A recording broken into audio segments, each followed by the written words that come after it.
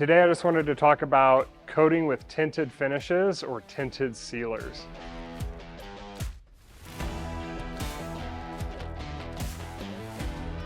These are sealers that have a pigment in them. A lot of them have a white pigment in them, like Nordic Seal or the white additive from Loba, white seal from Pullman, just things like that. Or coating in instances where you want to add a color to a finish and change the color of the floor a little bit. So I get a lot of calls from people across our stores, different contractors who want to put these products down on their floor. The main obstacle whenever you're tint coating with any sort of pigmented sealer or finish or adding any sort of color into a finish is that you now have that colored pigment in the finish, and the finish needs to be even, or else you're going to see more and less of that colored pigment in areas where it's thicker or thinner.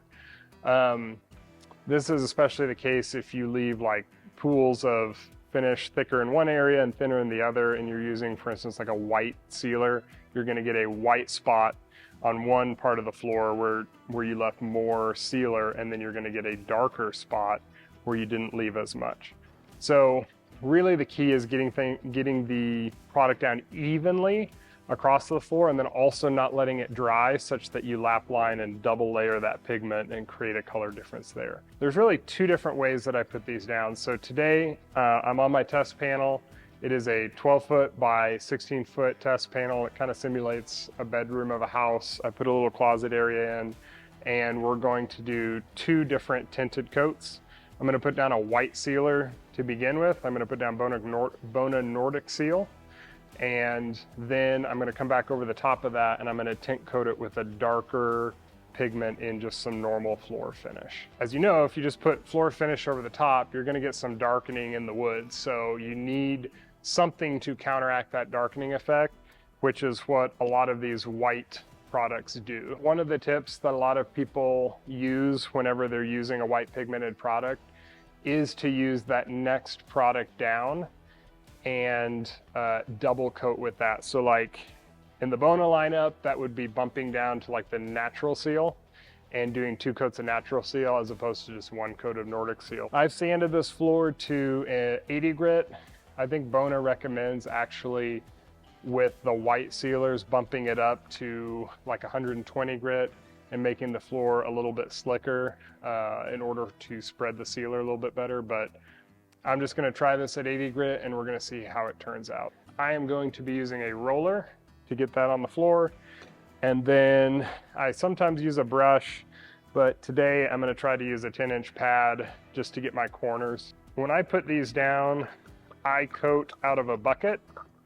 I have not found a good way to pour these directly on the floor and not get marks in the floor. It just dries too quickly and I can't get the puddle worked out fast enough. I am kind of nervous. I haven't done this in a while, so the technique hasn't changed, but I'm certainly out of practice. The two different methods that I use, one that I just kind of came up by myself, although I'm sure a lot of people do something similar, and the other one I was taught. The first one that I came up with by myself is to put it on thinner and more even across the room with every dunk of the roller. So every time I dunk, I'm gonna spread wall to wall and then I'm gonna even out at my walls. It's not gonna be that thick on the floor and I'm gonna have to keep moving back pretty quick. This would be in an instance where you have hopefully got the baseboards off.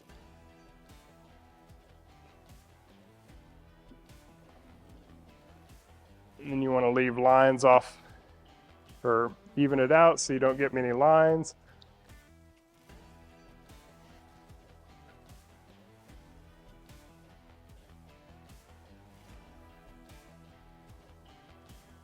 Then I want to take my pad and just for my walls, I want to even and feather out for my corners. And even any sort of streaks out like that. So just gonna pull from my walls out into the field. And then I really shouldn't need my pad for anything but corners.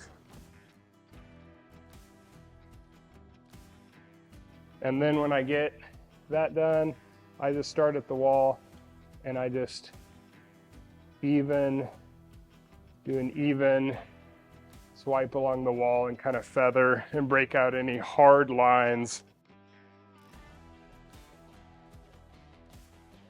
As I'm feathering on the walls, I try to press the inside of my roller against the wall a little bit harder than the outside of my roller to create that feather.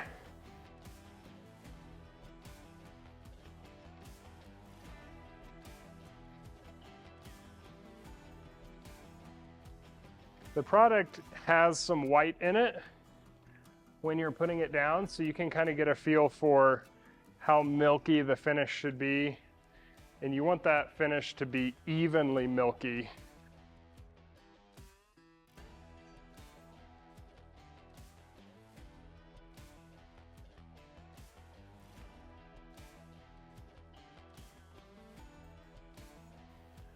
A little bit of sealer right on the edge of my pad, and then I'm just really wanting to get the walls, so then I can feather out from the walls inside the closet. And as you see, I am working in the direction of the grain of the wood just because I know how easy it is to leave errors in this finish. And so inevitably the small or maybe medium size errors that I do leave in the finish, I want to be left in the direction of the grain of the wood so that they blend in with the grain of the wood.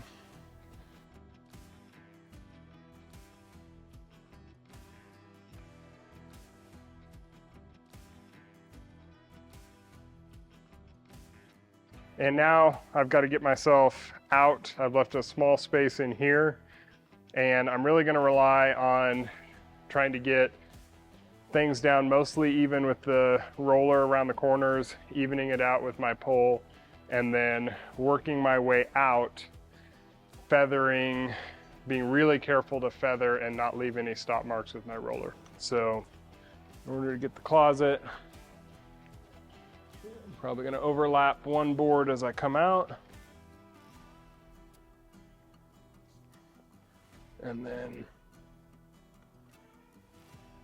I want to get as much done with my roller as I can. And then I want to leave a pretty wet edge. I don't want to leave an edge that is going to flash dry on me.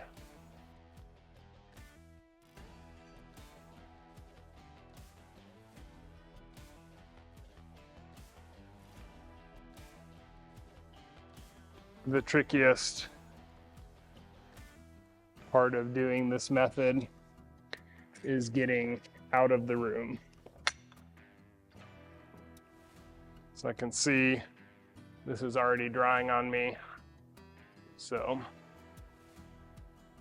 I need to be careful to keep that nice and wet. Anytime you have corners, that's going to slow you down. Having a cut-in person is key for working quick. If you've never worked with this stuff before, I would love to have a cut-in person.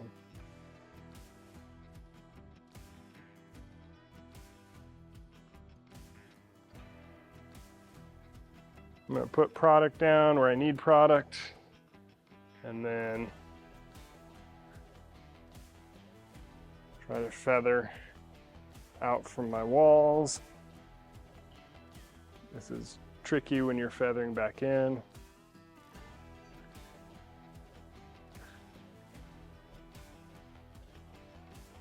But let's do this board, and then forgot how quickly you need to move. I wish I had somebody cutting in for me, but overall I'm pretty happy with it. I mean, the proof is going to be in the pudding once it dries. Like I said, the hardest part is working your way out of a room, and rolling and feathering away from you as opposed to getting access from wall to wall.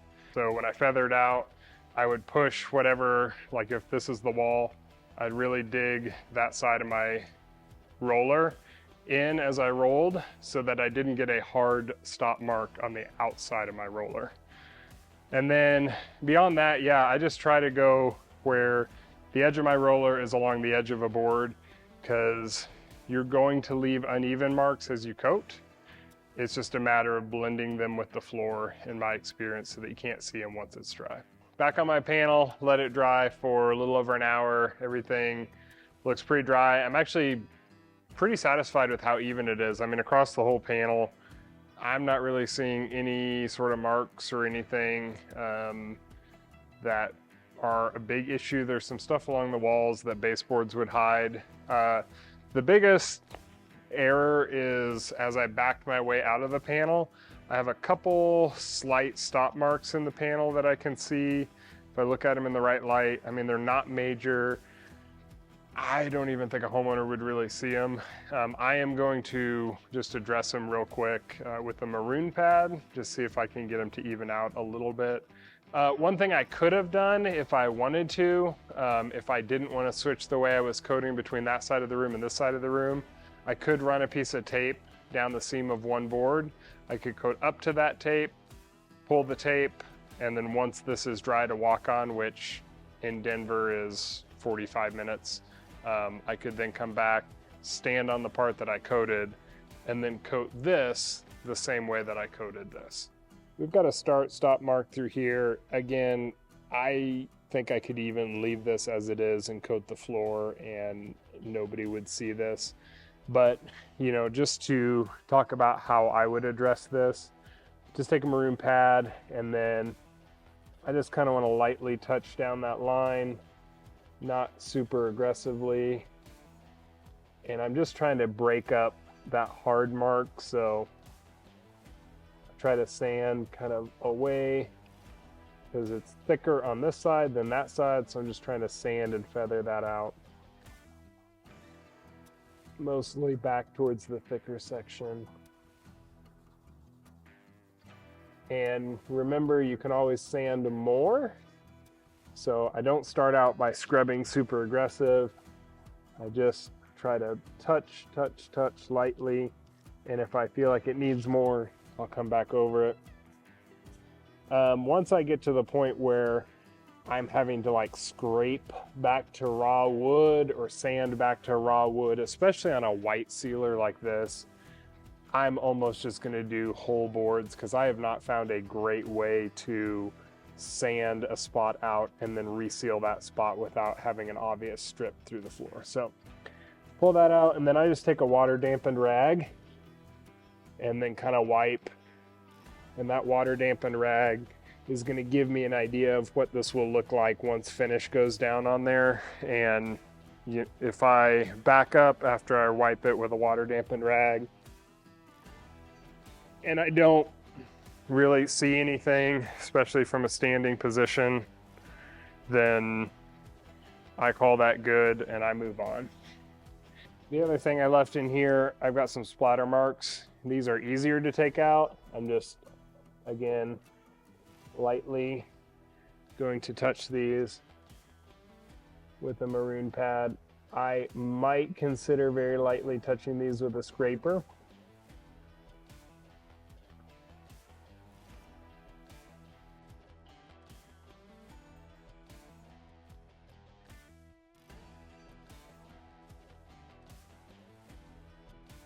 See, these dark marks mean that I'm starting to get through the finish back down to raw wood, so I just need to be extra careful with how much I'm sanding on there. That should dry and look pretty similar to the rest. If it doesn't, I could take a tiny bit of Nordic Seal. I could just kind of touch that. So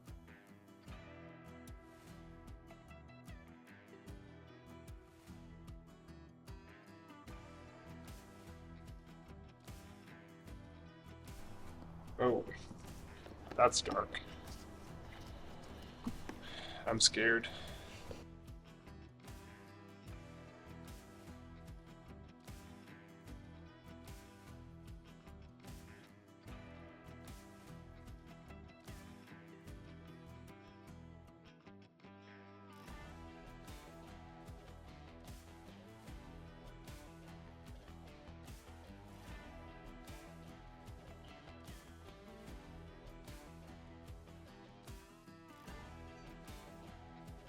Man, I really screwed that up. And that's why you don't tint coat that dark.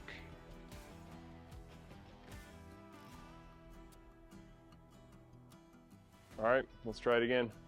So we reset the panel, we've reset everything because that last tint coat was a disaster, which actually helps to emphasize two different points. One, tint coating is hard, and two, you're not gonna drastically change the color of your floor using a tint coat. So if you wanna go from really light to really dark or really dark to really light, that's not gonna happen with a tint coat. So generally your tint coating is going to be to make a floor a little bit darker than it is already. When you try to go lighter with a tint coat, when you try to put a white over a darker color, you end up just making the floor look a little bit hazy and a little bit cloudy. It does not have a good look. We tried to do the opposite, just way too drastically. We tried to go from a white floor to a really dark floor, and I bit off more than I could chew on that one. So instead, we've reset with a medium brown color stain, and we're just gonna try to bump this medium brown color stain to be a little bit darker than it currently is. And to do that, I'm gonna use the second method that I talked about, which is dunking out of a bucket and then working down strips of the floor. So I'm gonna dunk out of the bucket, I'm gonna pick a very defined area, and I'm gonna try to do the same area each time with my roller so that I'm putting down a consistent amount of finish. I'm gonna use a roller and I'm gonna use a 10-inch pad. I usually use brushes. I wanted to try a 10-inch pad on this to see how it turned out, so we're gonna give that a shot. So I mixed up my finish. I've got a little bit of tint in there, and I am going to get my roller good and wet with finish. And I am going to pick a very defined area of the floor, and I'm gonna try to stay consistent with how big of an area I roll on each time. So I measured out this floor, and it's gonna be about a 4-board width area that I wanna dunk and put finish onto. So 4 boards by probably about 3 feet deep or so. And I wanna put finish consistently down, but I also want to flood the floor with finish. One, we're here in Denver, finish dries a lot faster, and we want it to be able to level out before it dries. And then two, if I put a lot of finish down, it should even out a little bit better. So we'll start with that.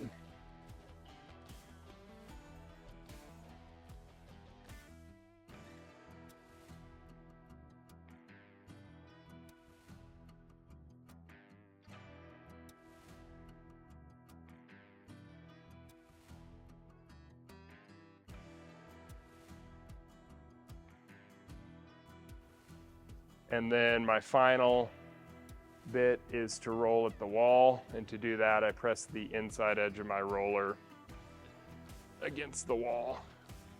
And then once I get down here, I'm just gonna turn, do another 4-board width, 4 boards by 3 feet roughly. Good, consistent finish amounts on the floor.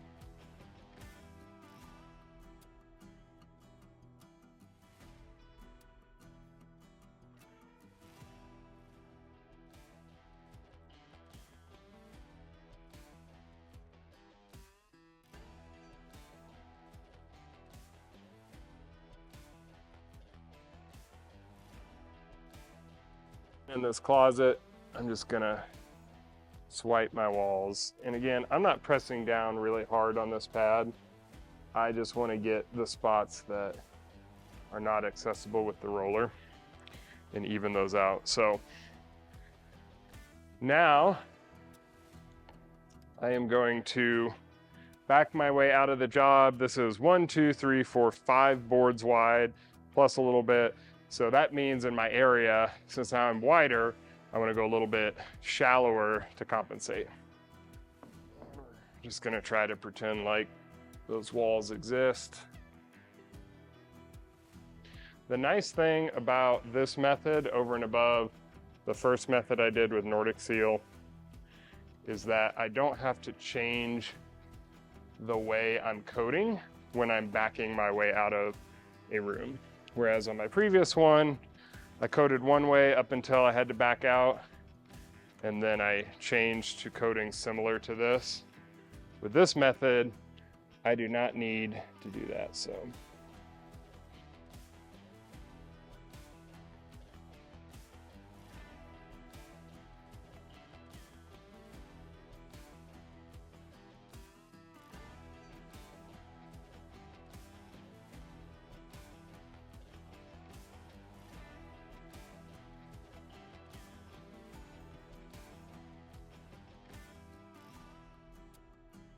We're gonna work our way out of the door. I always like my last roller mark that I do to be in line with the grain of the wood. Definitely more important when you're doing a tint coat.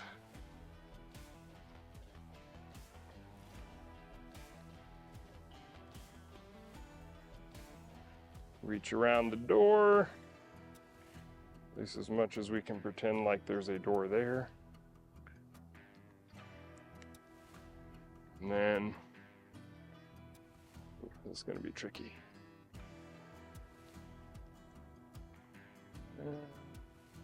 Not super happy with that, so I gotta get my line out here.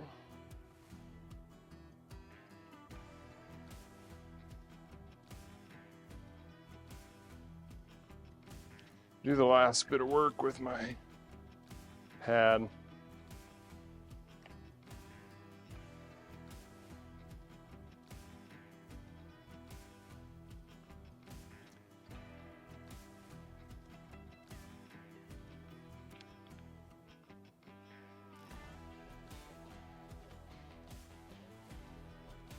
Whew. All right, I think that's gonna look a lot better.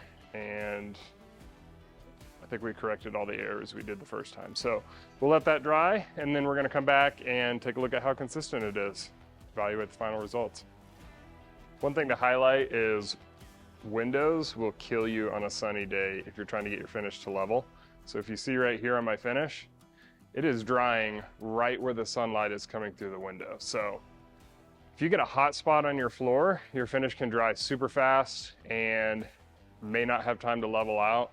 When I first moved to Denver, I remember one of the first floors I coated had that exact type of glare on the floor. I coated with a roller and I came back and there was an orange peel texture right where the sun was shining because it dried before the finish could level out and level the rolling texture out. So I would suggest if you have that, you got a high pressure coating job on the final coat, I would hang plastic in front of the windows just to diffuse the light so you don't get a hot spot on your floor. So we're done with the second attempt at our second method of coating. Hopefully that gives you a good idea, a couple different methods to try if you're tint coating. And overall, I'm super happy with the results behind me. I think it makes a good passable floor. We bumped the shade just a little bit darker. Couple things to remember with this. You can use either method with things like Nordic Seal. I mean, we could have done the second method with Nordic Seal and we could have tried the first method with the dark tint coat, either one. But keep in mind, practice makes perfect. Knowing how much tint to put in the finish, knowing how to coat. I mean, I messed up one of the coats in between. So practice does make perfect. I would not attempt this on a job before doing it on an actual panel or giving it a little bit of practice. The second thing is setting the homeowner's expectation for what this is going to do to the floor is pretty important. I mean, you're not going to wholesale change the color of the floor. You're going to make it a little bit darker. Like we talked about, going lighter typically doesn't work out. So you're going to bump it a little bit darker.